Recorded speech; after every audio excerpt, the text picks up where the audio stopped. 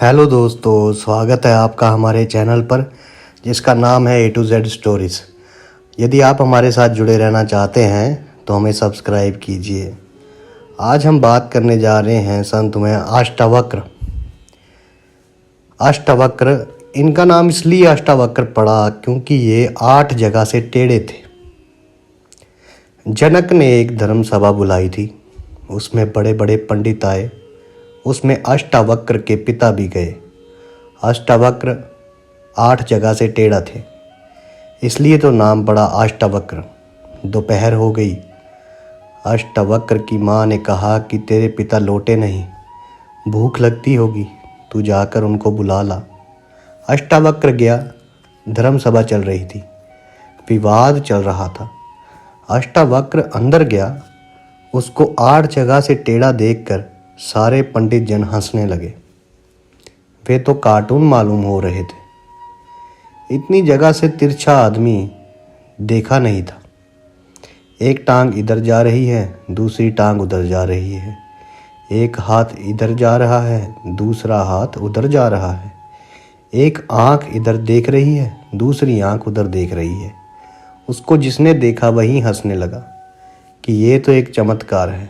सबको हंसते देखकर यहाँ तक कि जनक को भी हंसी आ गई, मगर एकदम से धक्का लगा क्योंकि अष्टावक्र बीच दरबार में खड़ा होकर इतने ज़ोर से खिलखिलाया कि जितने लोग हंस रहे थे सब एक सकते में आ गए और चुप हो गए।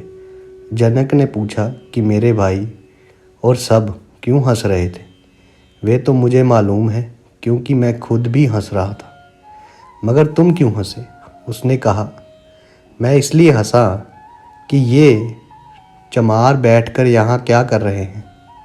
अष्टावक्र ने चमार की ठीक परिभाषा की, क्योंकि इनको चमड़ी ही दिखाई पड़ती है। मेरे शरीर 8 जगह से टेढ़ा है, इनको शरीर ही दिखाई पड़ता है।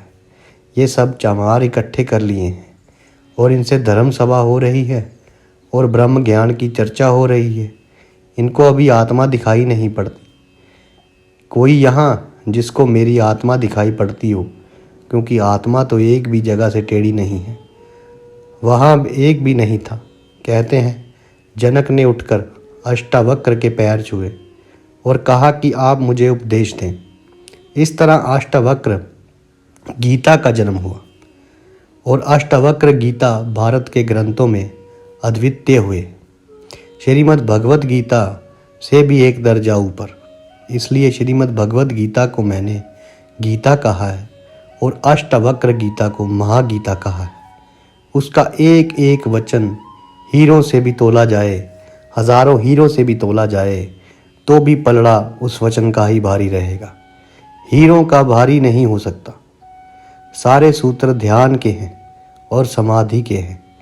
तो तुझ समझ लेना, जब तक शरीर ही दिखाई पड़ता है अपना और दूसरों का, तब तक तुम चमार ही हो। शरीर को देखने वाले को चमार कहा गया है, यहाँ मन को देखने वालों को नहीं। मेरे हिसाब से सभी शूद्र पैदा होते हैं। कभी कभी कोई ब्राह्मण हो पाता है, कोई बुद्ध, कोई कृष्ण, कोई महावीर, कोई रविदास, कोई फरीद, कोई नानक। कभी कभी कोई ब्राह्मण हो पाता है, नहीं तो लोग शूद्र ही पैदा होते हैं, शूद्र ही मर जाते हैं। तो ये सूत्र तुम्हारे संबंध में भी है, तुम्हारे ही संबंध में है। मन ही पूजा, मन ही धूप, मन ही अगरबत्ती, मन ही जोत है। अगर आपको हमारी कहानियाँ अच्छी लगती है तो आप हमें सब्सक्राइब कीजिए, शेयर कीजिए और लाइक कीजिए। धन्यवाद दोस्तों।